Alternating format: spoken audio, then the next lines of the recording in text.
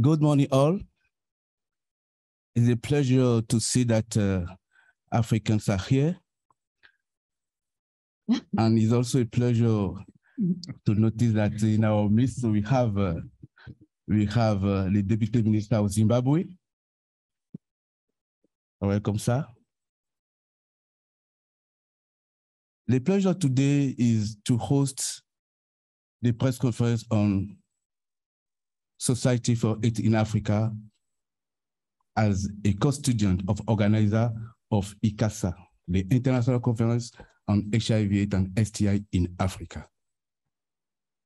Before we proceed, allow me to introduce our panelists. As you know, we have a new board elected as Society for AIDS in Africa. We have the apology from our president from Zimbabwe. He could not make it because of what you know, visa issue.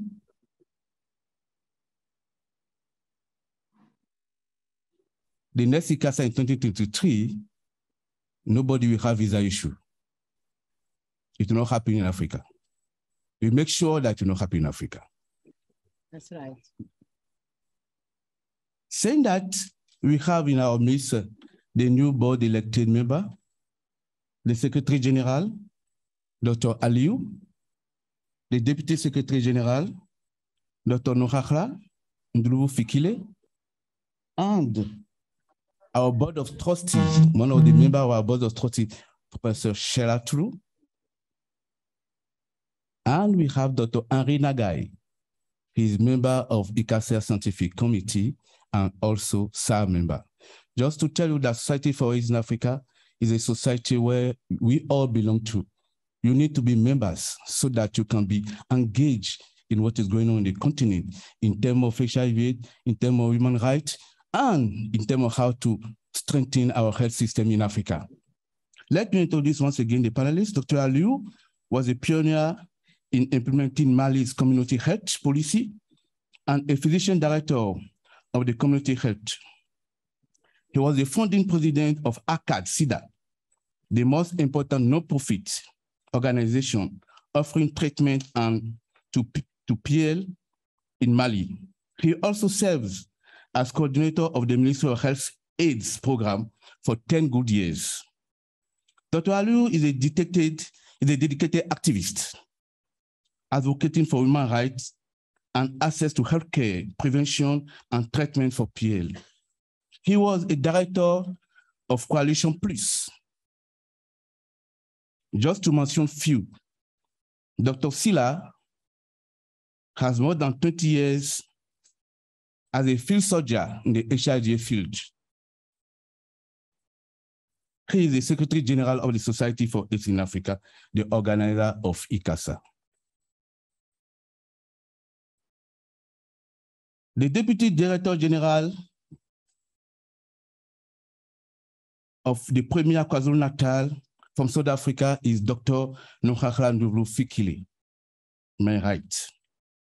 Dr. Fikile is a clinician with tremendous experience in HIV field and management. She was very instrumental to the success of ICASA 2021 in Durban last year.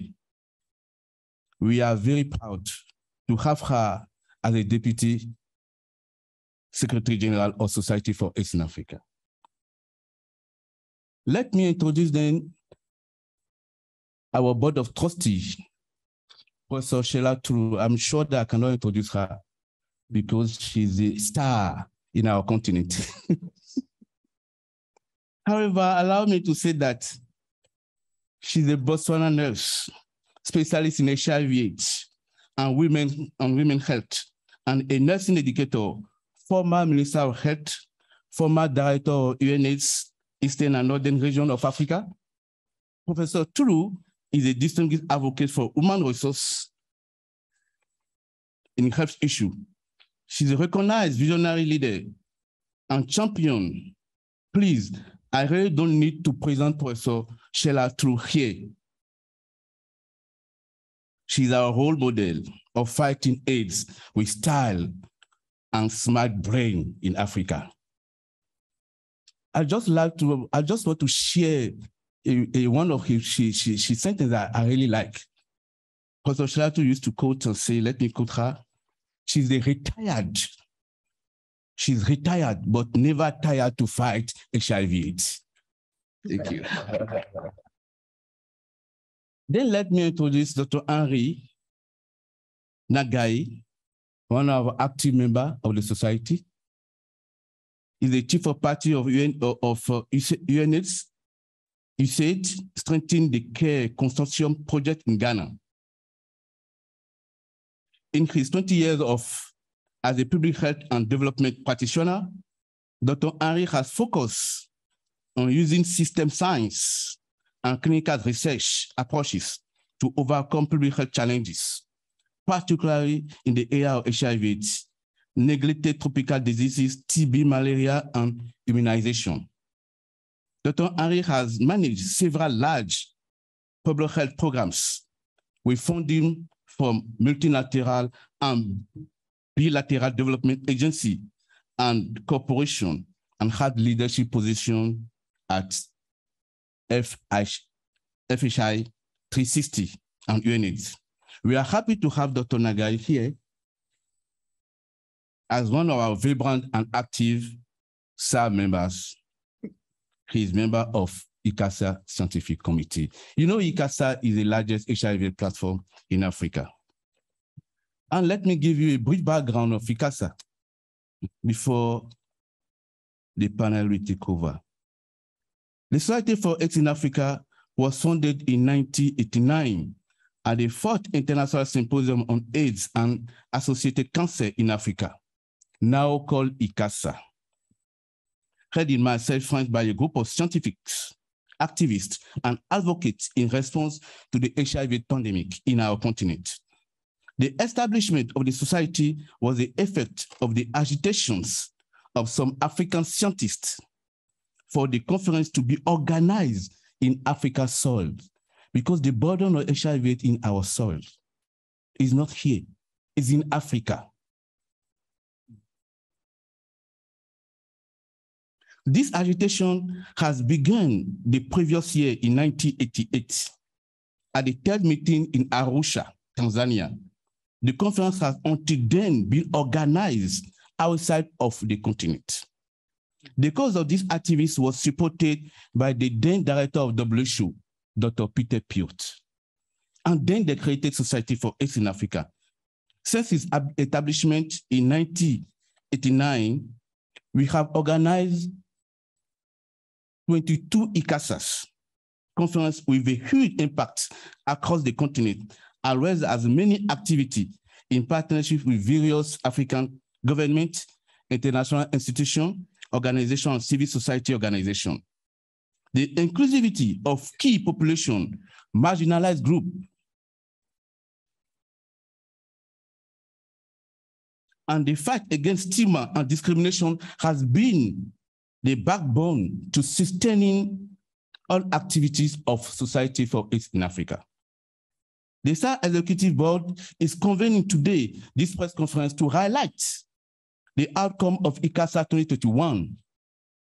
South Africa, that we just concluded in last December, and to inform all, especially the international community, of the preparations towards the upcoming ICASA 2023, which will be in December 2023.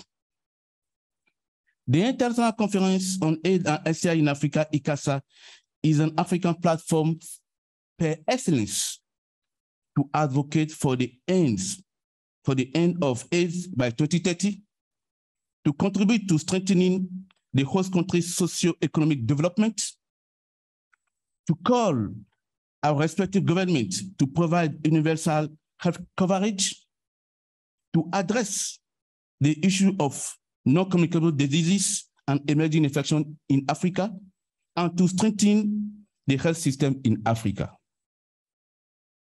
Given the background of ICASA that I'm sure that you all know, but I want to ask you just one question. How many people are registered members of SAA in this room? Only 1, 2. You see, normally we should all be 4.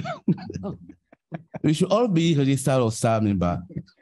because it's the only platform that we have to talk about our health system, to talk about HIV, and to strengthen our system in our continent.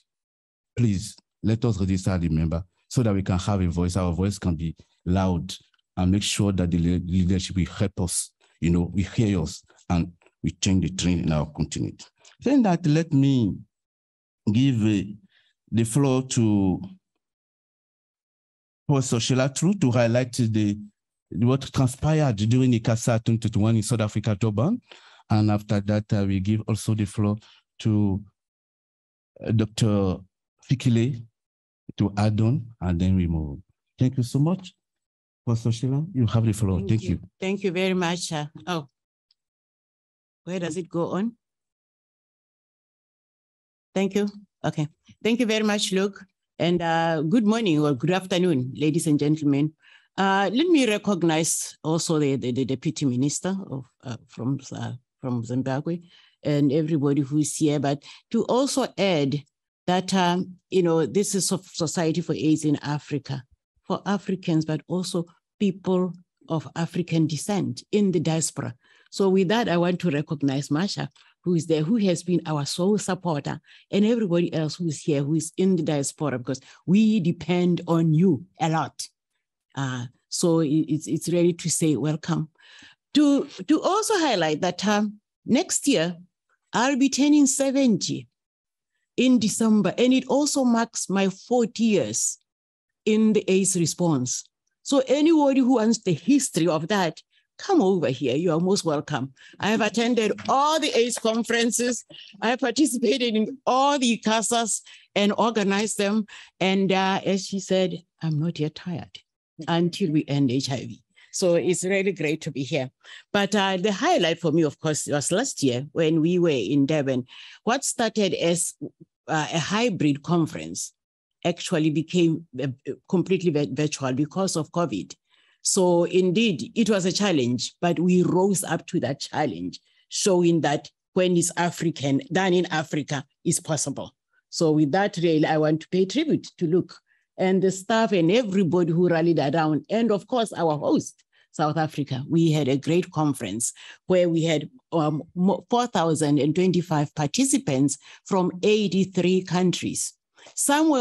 Which is really great. 83 countries. Now, in countries in Africa, there are 50-something, so 53. So it means the other 30-something were from outside, which was great. Virtual became very good, and it went on very well.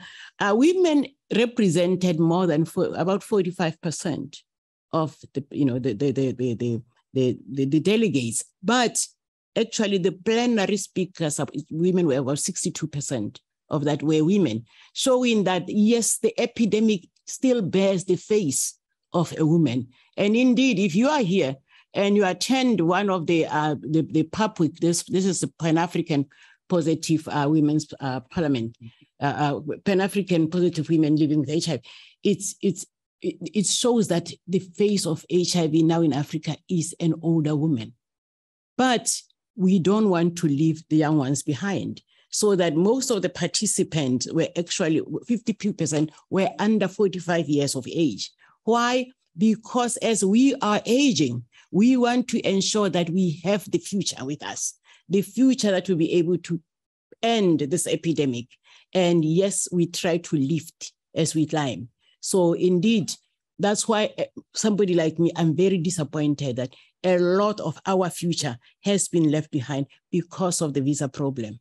I know at least 10 young women who were very ready to come here and present, but they were refused visas. So what does it then say to, about our future, the future leaders who are supposed to be carrying forth and really ensuring that we do end this epidemic by 2030?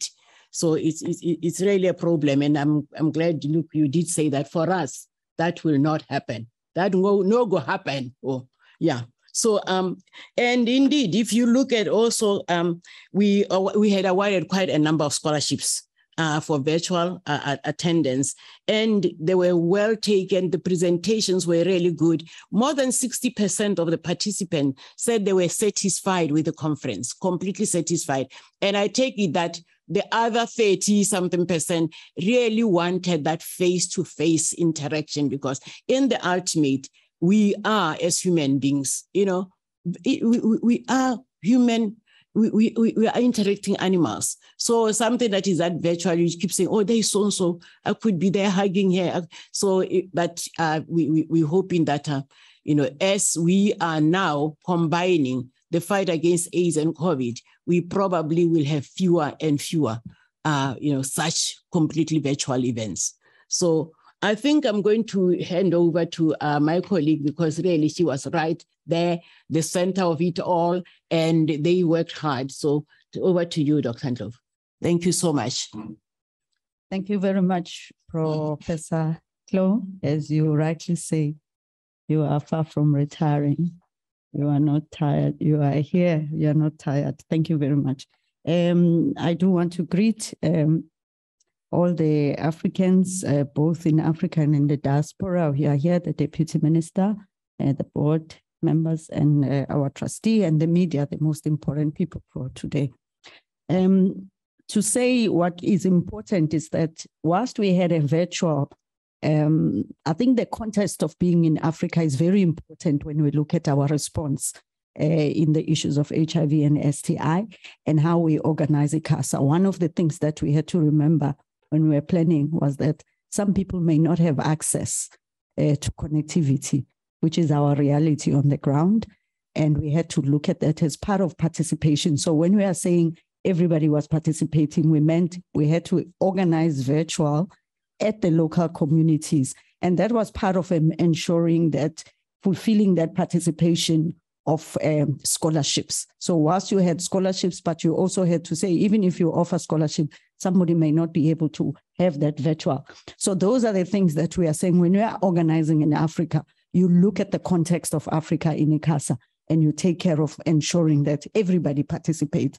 I think my colleagues would agree that we had participation at the sub-region level. We had participation of the youth right in the rural areas that we had connected during that conference. And that was part and parcel of what we were looking for when we were saying we are organizing in Africa and we need a voice. Civil society could participate, youth could participate, women could participate. And some of the inputs that came through is what forms part of the reports that is coming. But also not just in South Africa. Those scholarships were ensuring that the rest of Africa was participating in our conference. So I think it's some of the things that we appreciate with the conference, this in Africa that looks at that. We look at the abstracts that were submitted, which came from Africa. Again, that ICASA is a bilingual conference, English and French, right? It's true that we are speaking only English here. However, I want you to put in mind that our conference is always translated both in the two languages. Saying that, I will call the Secretary General, Dr. Aliou, to give us a bit, a flavor of what we transpired for 2023 ICASA, because so far we receive some bid. I think that Dr. Aliou, please, you have the floor. OK, merci Luc. Effectivement, pour ICASA 2023, je pense que la conférence IAS, nous avons vu ce qui s'est passé. Il y a beaucoup de personnes qui sont restées dans les différents pays. Donc, ICASA 2023 serait une opportunité pour que toutes ces personnes puissent bien participer à la dite conférence. Yes, if you allow me, we don't have do you have a headphone? Gordon, do you have it? No, okay, let me try to translate. You were saying that you have noticed that this ICASA 2020, this 2023, 2022, we have issue of visa, right? And is a bit a problem because most of our people could not attend. OK. Donc, il y a eu un appel d'offres avec des critères de sélection des pays hôtes qui doivent abriter ICASA 2023. That for ICASA 2023, we have sent out a bid and a lot of countries have bidded. And the criteria is on our website, very clear criteria to host ICASA. Donc, à ce jour, nous avons reçu 5 candidatures. That at this stage, we received 5 countries that bidded for ICASA. Zimbabwe, Tunisia, Kingdom of Eswatini, Uganda, et Kenya. And Kenya. Donc, le délai, la deadline, c'est le 5 août. Et après le 5 août, entre le 8 et le 10 août, tous les membres qui sont à jour des cotisations au niveau de la SAA vont voter pour 2 pays. That the deadline to submit a bid is 5th of August. And for example, Kenya, we received Kenya big bill yesterday. You know, before we were having 4, but now we have 5. And the deadline is the 5th of August. And after 5th of August, the paid member of SAA, we have more than 5,000 membership from SAA, paid member, active member. Those are the people who will vote to pre-select the host country. Donc, je vous sollicite à vraiment vous mettre à jour et vraiment d'amener de nouveaux adhérents au niveau de la SAA. That he's appealing to all of you to be part of this pre-selection, because if you are not paid member of SAA, you can't vote for your country. You can't vote for the country that you think that that country is supposed to host the conference, you know, but only the paid member have that capacity to vote is their privilege. Then please, he's calling all of us that you should be part of that selection system so that you can be member of SAA and vote for the host country for 2023. Okay. Donc, après le choix des 2 pays qui seront retenus par les membres votants, la SAA va procéder à une visite au niveau des pays. Now, the system of selection for the host country at ICASA has been through a bidding system, and it has 3 steps. The first step is that you bid. The second step is that the paid member of SAA will pre-select 2 countries. And if they vote, the paid member of SAA pre-selected 2 countries, then these 2 countries will send it to the board member. And the board member, there is to do what we call assessment visits to the 2 countries. And they have a clear matrix. Based on the assessment visit, then decision can be made. Yes, sir. C'est ça. Donc, c'est après ces visites que le pays hôte va être sélectionné. Et l'annonce serait faite dans la première semaine du mois de septembre 2022. That after the pre-selection country, the board of SAA, based on the specific matrix for ICASA selection, they will do the assessment visit to the 2 countries that have been pre-selected by the paid members of the society. And after the assessment visits, then they will score these 2 countries based on the set criteria on the bid and other criteria also internally. And based on that, they will come out with the announcement of the host country. And this announcement will be done maximum first week of September. Et en octobre 2022 se tiendra la première conférence du comité steering. And you know that when we are organizing ICASA, we do organize 3 main meetings. We call it 3 committee meetings. These are the higher level scientific and community and leadership meetings that plan for ICASA. That the first meeting of this scientific committee, study committee meeting of ICASA, will be held in the month of August. You should be aware. But if you are not paid member, you are not active member of SAA, you cannot be part of that committee. This is why we are also calling you, please be part of what is going on in the continent. Thank you. Voilà. Donc, pour plus d'amples informations, je profite de présenter notre directeur, M. Luc Amanda, vraiment la cheville ouvrière de la SAA, sans lequel nous ne serons pas là où nous sommes. Vraiment, moi, je vous demanderai de l'applaudir vraiment très fortement en tant que membre africain de la SAA. Voilà, l'applaudimètre, voilà. What the Secretary General was saying is that it's true. I did not introduce myself. He said that he's introduced me. I'm Luke Amanbudia, the director of ICASA. I'm an economist, but I'm based in Ghana. You know, I hail from Benin Republic. You know, I'm speaking more French than English. I'm just managing the English. I hope that you are hearing me very well, right? Okay. Saying that, he said that really he appreciates what the director the whole crew of SARS Secretariat has been doing, organizing ICASA every two years. In fact, it's good that I should also tell you that we have a permanent secretariat based in Accra. You know, we call it permanent secretariat because we bought that headquarters. And as we are talking now, we are developing a new land to develop a new headquarters because our activity is beyond ICASA. But most of people know it, just know ICASA. But ICASA is just one of our activities, not what SAA is doing. It's beyond advocate and all these things. You know, we hope that when we be member and we engage more and we uphold more programs together. Saying that, I would like to call one of our vibrant member, Dr. Nagai, to give us just a glimpse about the scientific committee and what is going on in HIV in the continent, and also what is going on with monkeypox, you know, in most of our area in Africa. Thank you. Thank you very much, Luke, and it's a pleasure to be here. And let me tell you, Luke, we are granting you citizenship. I'm in Ghana.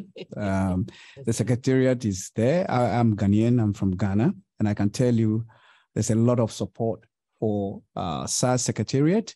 And as he said, there's progress. They get acquiring or have acquired a new land to be able to build something that will be more so. And I'll take this opportunity to encourage all of us to register as members of SAA. Please let countries and citizens and in this scientific community and everybody, you know, register with SAA so that we can make it bigger and greater and stronger to be able to serve as the platform that connects to Africa, to our areas, whether in regional provinces or districts.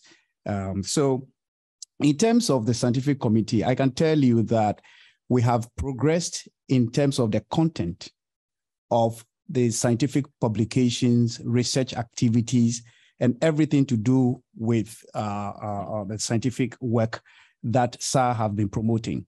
And looking ahead in 2023, there's a lot of discussions for diversification of the various thematic areas that we have and the tracks that we have. So you can only expect a lot of work from various countries in Africa to be projected. It is our platform, and we are the only people who have the understanding and the language to connect to different levels of our societies in different African countries. We should be proud of SAA, and we should be proud of our science.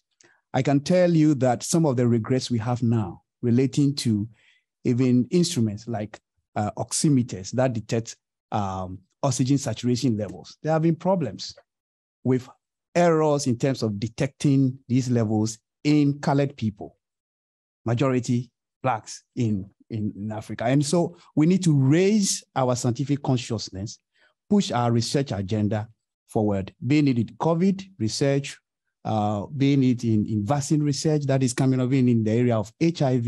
Let's support to move it forward. So the scientific committee is looking at all these areas, and in SAA 2023, we will have a lot of discussions around this. Monkeypox is around the corner. And as Luke mentioned, this is something that SAA will be looking at critically. We know currently it's more common in men who have sex with men across different countries. What we know is that we have more, if you want to call it, traditional knowledge of monkeypox in Africa than anywhere in the world. Okay, when you go, we know this has been happening in the DRC, I've been in different areas, and our people and our management of clinical diseases in these areas have more knowledge. We need to bring this to the fore to help the world where monkeypox is appearing as new to be able to respond to the epidemic. And SAA is mobilizing to ensure that there are some webinars, so that it can mobilize knowledge that is existing already around this is there. In some countries like Ghana, for example, we are realizing that monkeypox is not just high among MSMs. Okay, it's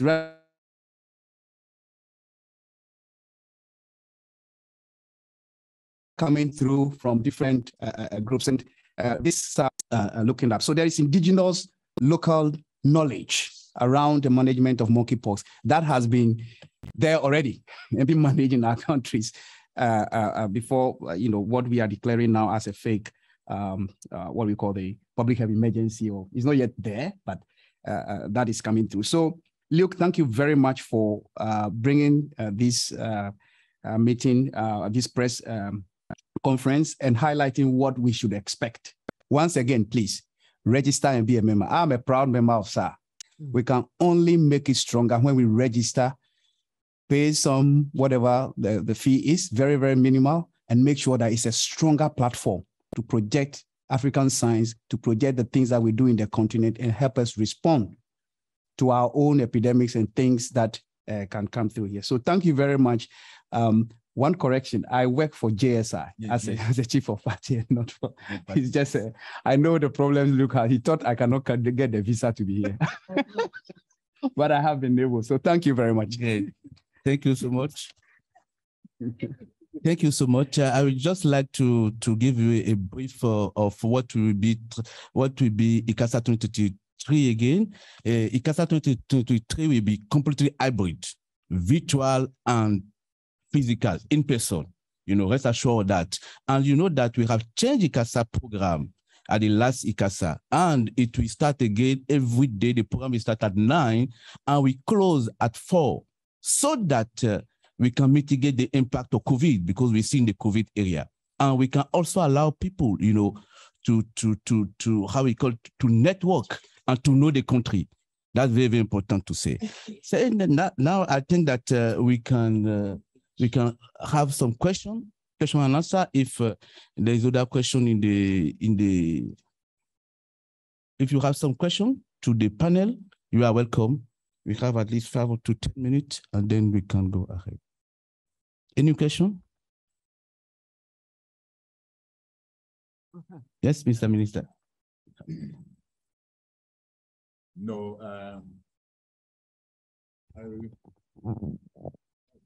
Yes.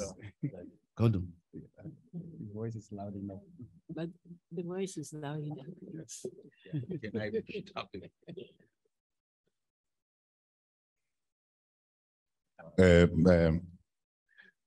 Thank you very much to the panel. Definitely, I'm Dr. Mangwiro. I'm a specialist physician from Zimbabwe. I'm sure if you don't know Zimbabwe, at least you know something about the Victoria Falls, one of the world wonders. I'm sure you'll be able to know. For SAA, definitely, I have said to Dr. Madzima, I'll be a paid up member by end of today.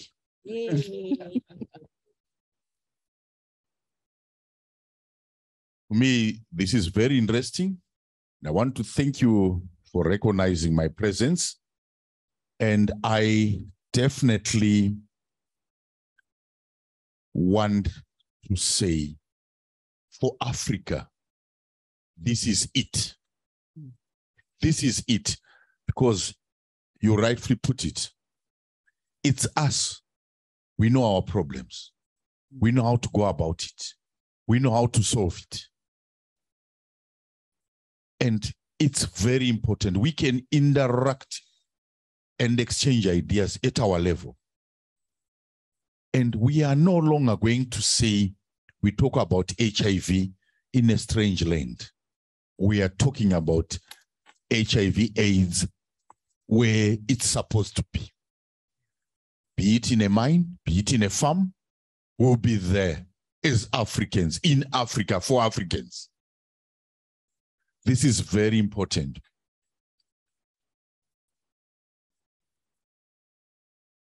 I know the president currently for SAA is a Zimbabwean, but that doesn't matter. it's very important that our Secretary General, talked to him earlier on. He has been on this position 20 years. And let alone the professor, whom I'm going to persuade not only not to retire, but not to get tired, but to write a proper book which must be put in the library for SAA.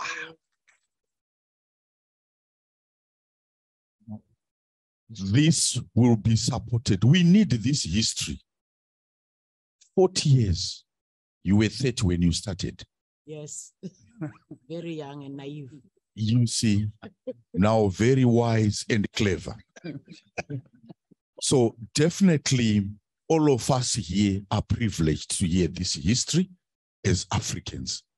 Our main problem is that in 700 years, your name must be written on a stone to say, this is her, and she did this for this disease. And then we can use that story to fight other epidemics for our generations to come. So definitely, Secretary General, assist here when she writes her book. I'll be very happy to be in the cycle of writing the book. The book must definitely be in French and English. Translation these days is easy. I want to thank you.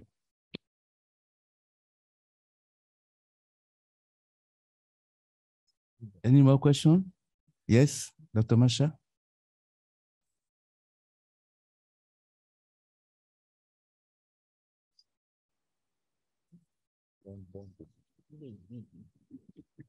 Marcia Martin, thank you for this very important panel and presentation, and also the intervention from Zimbabwe, how important it is to write it all down and make it available.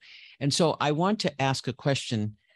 As SAA and Plans for ICASA come together, the title of the new report is called In Danger.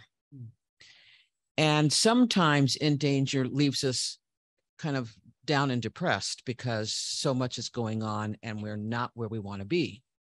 But at the same time, there have been exquisite interventions and lessons learned and opportunities that have been seized, and we oftentimes aren't able to get that message out because we focus on the in danger. So my question, and Mr. Luke, you know, I always bring to the idea of how can SAA and ICASA do that blending so that we highlight the successes and the achievements, as well as, you know, challenge ourselves to do more and to do better, and not to focus on where we're not quite where we want to be, but to focus on let's keep going with what we're doing because we do know how to do it. And I know much of the conversation in South Africa was about some of that, the history and then where we've been, where we're going. The whole world now thinks we're in danger. So how do you do that balance as SAA thinks about responding from this conference and also preparing for ICASA? How do you do that balance? Shall I start? Yes. Yeah. Please. Yeah. For me, I believe, you know, as the Deputy Minister said, if, you know, that we need to write that history, because I do remember when I started, for example, you know, I was just interested in HIV. I didn't even know anybody who was infected. And it was interesting that then I got to know people who are infected after forming the Society for Women and AIDS in Africa.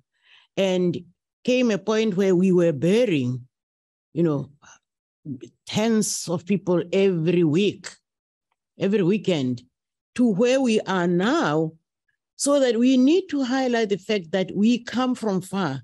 We have reduced new infections, you know, infections overall in all the countries in the world, but we have new infections coming up, so that we should have that bad thing that says, but we come from a long way.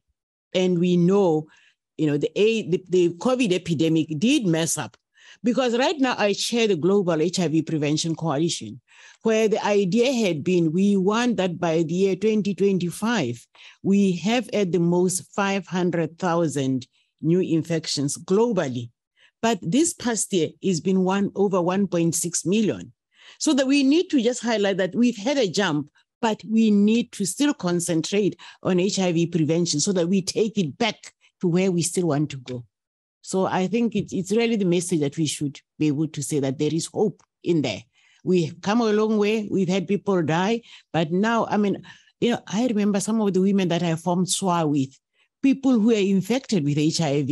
Do you know right now, a lot of them, more than 60% are still alive and they are at this conference. So you just feel like, oh, wow, this is really great. But we need to have that hope to say for Africa, let me end by saying, for Africa, God sometimes has been there all the time. If you look at COVID, between our leaders who didn't have a clue and the Western world that didn't care, God put a hand for Africa and just said, my children, I'm with you. There was estimated that we were going to be so decimated, but guess what? We are there.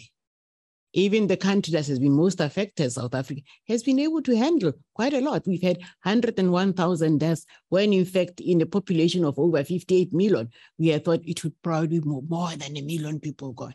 So we do have to have that hope, and hope in that higher power that says, I'm with you. Thank you very much. Thank you. Let us hear from Dr. Fikile, and we take one more question. Thank you. 2 more questions, and we close, because we need to close that. Thank you very much. I think the other point which was raised by Prof on the other side, to say the issue of our innovation, which is embedded in our culture, our systems, our indigenous systems, from a science point, is one area that we have not communicated very, very well and really placed it at an international platform. And I think the critical mass of us as members, making sure we are participating and we start to take our science into the global world, is another area that would really show that we are not endangered, but we do have our own way of dealing with some of the challenges. We have more challenges, but the reality is that we are more resilient. And you can see, as you were saying, even from the COVID side. So I think that is part of what SAA would be looking at, and what we are looking at from a strategic perspective to assist us to go forward. Thank you. Thank you, Dr. Fikile. Okay, normally it was him first. Let us allow him first.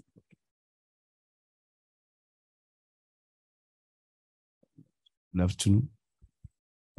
Sandile Shabalala, the head of Department of Health in KwaZulu-Natal. Firstly, I would like to congratulate you that you have started the process of the 2023 SAA conference that will be held in whichever country that's going to be chosen. But also we want to say that the fact that we are seeing more women is a very good thing. We would love to see more of them young as they come, with the younger ones there on the side giving the experience. I think it's a norm in Africa that men will lead, but we appreciate for a fact the journey that we've gone as Africa, the continent, with the assistance of women, with the resilience of women. So let's take them into these positions. But the other thing I would like to add is there are issues that will start anyway. If you remember HIV itself, it came from 2 countries outside Africa, but it had an impact in Africa. Among the mistakes that we may have made was that we did not indigenize the solutions. It is high time that the solutions for Africa are by Africans. And this is one of the opportunities. We would like us to do that and develop systems that are African in nature, taking all the circumstances that are African. That is my comment. Thank you. Thank you so much. Another, yes, please. Thank you so much. My name is Dr. Musa Lumumba. I'm from Uganda. I'm the president of the Association of Young Doctors in Uganda. But previously, I was a leader within the NGO world.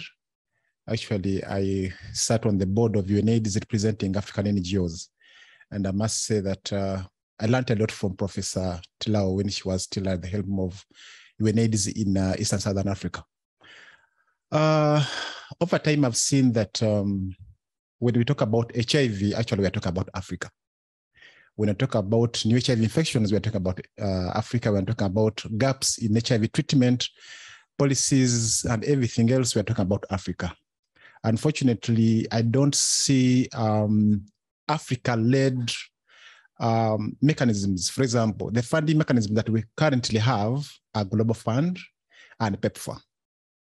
So we are dependent on what the Global Fund has to offer for us and what PEPFAR has on plate for us. We as Africa, when shall we ever say, here is a financing mechanism for Africa to fund what we believe works? Because most of those donor agencies, yes, they do help us, but as well they come with their specific targets. If they're giving you money for safe male circumcision, it will be safe male circumcision. You can never use it for HIV treatment. When they're giving you money for condom distribution, to be money for condom distribution. You cannot use it for cervical cancer screening. Epidemics, for example, when you look at the definition of key populations, to me, it would be that population that is highly impacted by HIV. In Africa, it is adolescent girls and young women. Please, but sir, please. Yes. So please. The question is, when shall we ever have this financing mechanism that is led and established by Africa? Then the other thing is, we've seen what has happened in Canada. People getting issues with visas. In the process of selecting the host, please ensure that we don't have a country that is going to have issues with members of the communities getting visas. Thank you so much. We have addressed this question when we started the press conference, that it will never happen in ICASA in Africa. Mm-hmm. Okay. The second question the second answer to your question about the domestic financing, I would like to send you to ICASA SAA website. We have a documentation. We wrote something, Mind the Gap, Africa HIV Financing Scorecard. Please go and read it, and you will see we are working on that. And at the upcoming ICASA, you will see the project will come. It will not be automatically, but gradually we reach there, because domestic financing is capital. Otherwise, we never reach the 2030. Never in Africa. Thank you. Yes, the last question. Thank you. Hello, everyone. I'm Taufikat from Nigeria. I work with the Ministry of Health for Planning Health Advocacy. My question is, how well are we targeting young people and key populations as key stakeholder in co-developing the program for ICASA 2023? Most times, young people come on board when processes are being done just to do tokenism representation. So how well are you going to put in young people as young leaders to co-create programs that matters to them? Thank you. Thank you so much. I don't know if we have some young caucus here, the youth caucus, because, you know, when we started planning ICASA, we don't plan ICASA and put the youth aside. We have the youth caucus, you know, and the youth caucus is represented in the 5 regions of our continent, you know, and they are planning their own program with the host country. We don't even intervene. We just guide them, you know, so that they come out with exactly the trend that they are seeing in their various settings, you know. And I would like that if you want to see how it works, please be part of SAA member and also watch out about ICASA program so that you can partake, because every program that the youth develop or the young are developing for ICASA, we send it around for all the continent. People propose, you know, is the open bid for thematic for the youth, all these things. Please watch out. And I'm sure that if you are a SAA member, you will be receiving more information about how we plan for ICASA, how we organize ICASA.